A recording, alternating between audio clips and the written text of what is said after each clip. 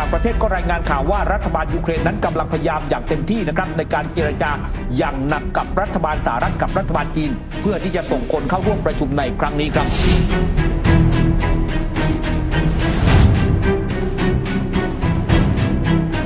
ส่วนเรื่องของการเจรจาเนี่ยผู้นำของยูเครนบอกว่าจะไม่มีการเจรจาโดยตรงกับทางการรัสเซียจนกว่ากองกำลังรัสเซียนั้นจะออกจากดินแดนยูเครนรวมไปถึงเรื่องของไครเมียด้วยค่ะครับคือทางด้านเซเลนสกี้นั้นก็พยายามที่จะบอกแต่ว่าวันนี้เนี่ยต้องการที่จะให้ชาติตะวันตกได้พยายามเนี่ยนะครับในการบีบที่จะให้รัสเซียนั้นเนี่ยเจรจาแต่เจรจาภายใต้เงื่อนไขเนี่ยความต้องการของยูเครนความต้องการของเซเลนสกี้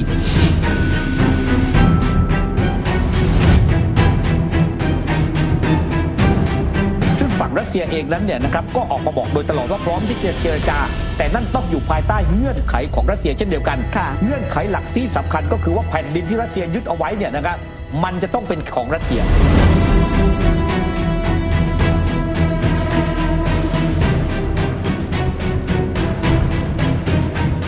มีความเคลื่อนไหวจากทางด้านวโลดิเมียร์เซเลนสกี้นะครับผู้นำของยูเครนได้ออกแถลงการเรียกร้องให้ผู้นำโลกรวมถึงทางด้านโจไบเดนผู้นำสหรัฐนะครับรวมถึงสีจิ้นผิงผู้นำของจีนนั้นเข้าร่วมการประชุมสุดยอดเพื่อสันติภาพที่สวิตเซอร์แลนด์นะครับที่จะมีขึ้นวันที่15มิถุนายนนี้ก็บอกว่าเพื่อช่วยให้กระบวนการสร้างสันติภาพนั้นมีความคืบหน้าอย่างไรก็ตามนั้นเนี่ยครับสื่อต่างประเทศก็รายงานข่าวว่ารัฐบาลยูเครนนั้นกำลังพยายามอย่างเต็มที่นะครับในการเจรจาอย่างหนักกับรัฐบาลสหรัฐกับรัฐบาลจีนเพื่อที่จะส่งคนเข้าร่วมประชุมในครั้งนี้ครับนอกจากนี้นะคะเซเลนสกี้ก็ยังมีการเรียกร้องนะคะไม่ว่าจะเป็นเรื่องของการที่ให้ชาติตะวันตกนั้นส่งเรื่องของระบบป้องกันภัยทางอากาศแพทริออตแบบเร่งด่วนอีก7ชุดในการสกัดกั้นระเบิดร่อนจากยุคโซเวียตนะคะที่ทางด้านของผู้นำยูเครนบอกว่ารัสเซียเนี่ยนำมาใช้โจมตี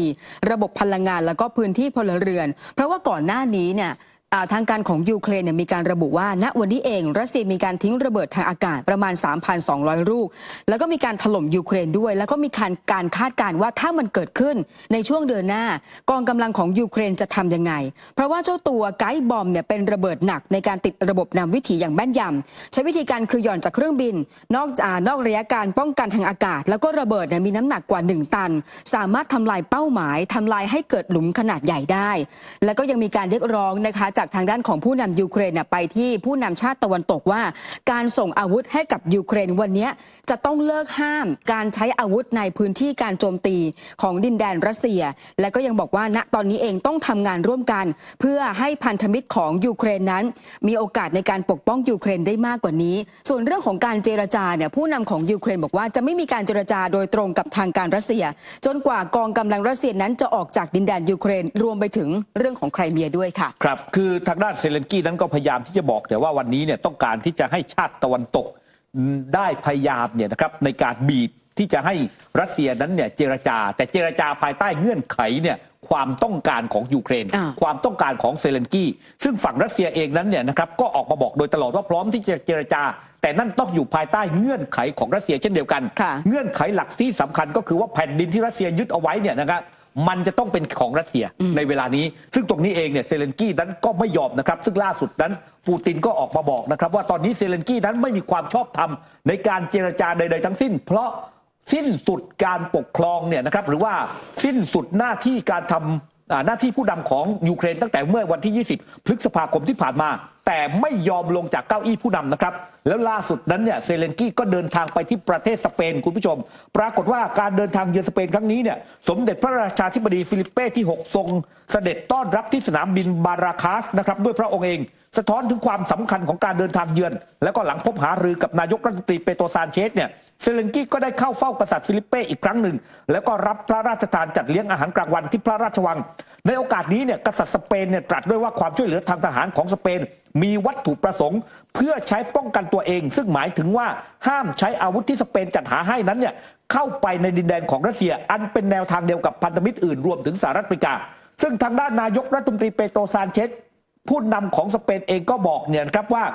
ครั้งนี้เนี่ยที่ทางด้านฝั่งของเซเลนสกี้นั้นเดินทางมาเยือนสเปนเนี่ยนะครับสเปนเองจะให้ความร่วมมือและก็ให้การช่วยเหลือทางทหารแก่ยูเครนเนี่ย 1,000 ล้านยูโรหรือว่าเกือบ 40,000 ล้านบาทเพื่อยกระดับขีดความสามารถในการป้องกันทางอากาศและก็ปกป้องพลเรือนรวมถึงโครงสร้างพื้นฐานนะครับทีนี้เนี่ยปรากฏว่าหนังสือพิมพ์เอลไพในสเปนเนี่ยก็รายงานข่าวนะครับว่า ความช่วยเหลือจากสเปนครั้งนี้เนี่ยนั่นก็คือว่าสเปนเนี่ยจะส่งระบบป้องกันภัยทางอากาศแพทริออตเนี่ยครับให้จำนวน12ชุดรถถังแลปเพิร์ดที่ทำในเยอรมนีเป็นรถถังมือ2เนี่ยอีก19คันแล้วก็อาวุธอื่นๆที่ผลิตในสเปนเช่นโดรน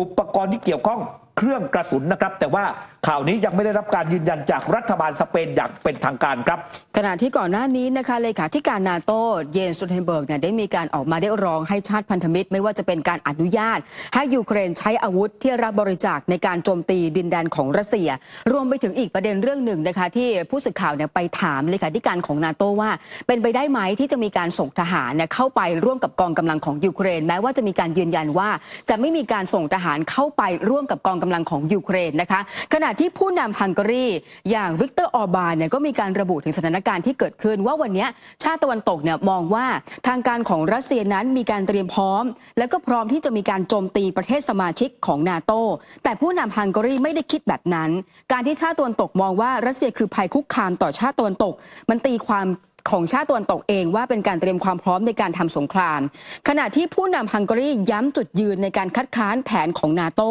ในการส่งความช่วยเหลือด้านอาวุธเพิ่มเติมให้กับยูเครนหรือว่าเข้าไปมีส่วนร่วมไม่ว่าจะเป็นเรื่องของการเงินหรือการทหารเพราะว่ารัฐบาลของฮังการีนั้นสงวนสิทธิ์ที่จะไม่เข้าร่วมเป็นส่วนหนึ่งของปฏิบัติการทางทหารใดๆของนาโต้และเขาก็มองว่าตอนนี้มันมีแนวโน้มเกิดขึ้นสูงขึ้นเรื่อยๆค่ะครับก็คือพยายามที่จะออกมาเตือนแหละว่าถ้าฝั่งของนาโต้เองยังคิดว่ารัสเซียนั้นเป็นภัยคุกคามแล้วก็มีการเผชิญหน้ากันเนี่ยก็โอกาสที่จะเกิดสงครามนิวเคลียร์ก็มีสูงเพราะว่ารัสเซียนั้นเขาก็เตรียมความพร้อมทางด้านนิวเคลียร์ไว้นั่นเองนะครับนั่นเป็นความเคลื่อนไหวความขัดแย้งระหว่างรัสเซียกับยูเครนนะครับคุณผู้ชมครับทีนี้ไปดูความขัดแย้งระหว่างทางด้านในส่วนของอิสราเอลกับปาเลสไตน์ที่ลากยาวมานานเกินกว่า7 เดือนแล้วนะครับตั้งแต่ช่วงเดือนตุลาคมปี2566ล่าสุดนั้นเนี่ยโฆษกของกองทัพอียิปต์ออกมาระบุในแถลงการณ์นะครับว่าเจ้าหน้าที่กองกำลังความมั่นคงของอียิปต์เสียชีวิตในเหตุการณ์ยิงตอบโต้ใกล้จุดผ่านแดนราฟาระหว่างอียิปต์กับทางด้านในฉนวนกาซาและการสอบสวนอยู่ระหว่างการดำเนินการเช่นเดียวกับก่อนหน้านี้กองทัพอิสราเอลออกมาระบุว่ากำลังสืบสวนรายงานการยิงตอบโต้ระหว่างทหารอิสราเอลและอียิปต์ซึ่งกองทัพอิสราเอลระบุในถ้อยแถลงเนี่ยครับว่าเมื่อไม่กี่ชั่วโมงก่อนเกิดเหตุการณ์ยิงปะทะขึ้นที่ชายแดนอียิปต์เหตุการณ์ดังกล่าวนั้นอยู่ระหว่างการตรวจสอบและกำลังหารือกับฝ่ายอียิปต์ต่อมาเนี่ยครับมีการรายงานข่าวว่าตอนนี้เนี่ยครับยังไม่มีการประนีประนอมเรื่องความมั่นคงและความปลอดภัยของเจ้าหน้าที่ฝั่งอียิปต์พร้อมเสริมว่าอียิปต์นั้นจะใช้มาตรการที่จะเป็นเพื่อป้องกันไม่ให้เกิดเหตุการณ์นี้ขึ้นอีกซึ่งมีการอ้างอิงเจ้าหน้าที่ฝ่ายความมั่นคงเนี่ยบอกว่าทหารอียิปต์รายหนึ่งเนี่ยซึ่งประจำการอยู่บนหอสังเกตการสังเกตเห็นรถหุ้มเกราะคันหนึ่งบรรทุกกองทหารอิสราเอลเนี่ยข้ามแนวเขตชายแดนเข้ามาขณะที่ทหารกลุ่มนี้กำลังไล่ตามและสังหารชาวปาเลสไตน์หลายคนก็ทำให้ทหารคนดังกล่าวเนี่ยเปิดฉากยิงกองกำลังอิสราเอลจึงยิงตอบโต้กลับและสังหารเขาซึ่งการยิงตอบโต้กันครั้งนี้ทำให้ทหารอิสราเอลหลายคนก็ได้รับบาดเจ็บและก็ล่าถอยกลับไปเหตุการณ์ล่าสุดนี้เกิดขึ้นที่ขณะความสัมพันธ์ระหว่างอียิปต์กับอิสราเอลนั้นกำลังดิ่งลงเมื่ออิสราเอลเข้าควบคุมจุดผ่านแดนราฟาจากชายแดนฝั่งกาซาเมื่อต้นเดือนนี้ขณะที่อิสราเอลเพิ่มการโจมตีทางทหารในพื้นที่ดังกล่าวซึ่งก็ได้รับการวิพากษ์วิจารณ์อย่างรุนแรงจากอียิปต์ถึงผลกระทบต่อผู้อพยพชาวปาเลสไตน์ที่ตั้งฐานลี้ภัยอยู่ในบริเวณนั้นและกล่าวหาว่าอิสราเอลทำซ้ำหลายครั้งทำให้การส่งมอบการช่วยเหลือด้านมนุษยธรรมหยุดชะงักนะครับอย่างไรก็ตามเหตุการณ์ด้านความปลอดภัยระหว่าง2ประเทศเกิดขึ้นไม่บ่อยนักโดยในเดือนตุลาคมปี2566 2 สัปดาห์หลังจากที่เริ่มสงครามในฉนวนกาซาอิสราเอลก็บอกว่าหนึ่งในรถถังของตนก็โจมตีที่บ้านของอิสราเอลของอียิปต์ใกล้ชายแดนฉนวนกาซาโดยไม่ตั้งใจและอียิปต์ก็บอกว่าเจ้าหน้าที่รักษาชายแดนของอียิปต์หลายคนได้รับบาดเจ็บเล็กน้อยส่วนอีกเหตุการณ์นั้นเกิดขึ้นเมื่อเดือนมิถุนายนปี2566ทหารอิสราเอล3 นายและเจ้าหน้าที่รักษาความปลอดภัยชาวอียิปต์1 นายเสียชีวิตจากการปะทะกันบริเวณชายแดนครับนอกจากกองกำลังอิสราเอลนะคะไปโจมตีตอบโต้ใกล้ๆกับจุดผ่านแดนราฟาแล้วยังมีการเปิดเผยนะคะว่ากองทัพอิสราเอลไปโจมตีค่ายชาวปาเลสไตน์ที่ใกล้กับเมืองราฟาขณะเดียวกันเนี่ยมาร่วมสนับสนุนท็อปนิวส์นำเสนอความจริงได้แล้ววันนี้เพียงกดปุ่ม Super Thanks แล้วเลือกจำนวนเงินตามที่ต้องการได้เลยครับขอบคุณครับ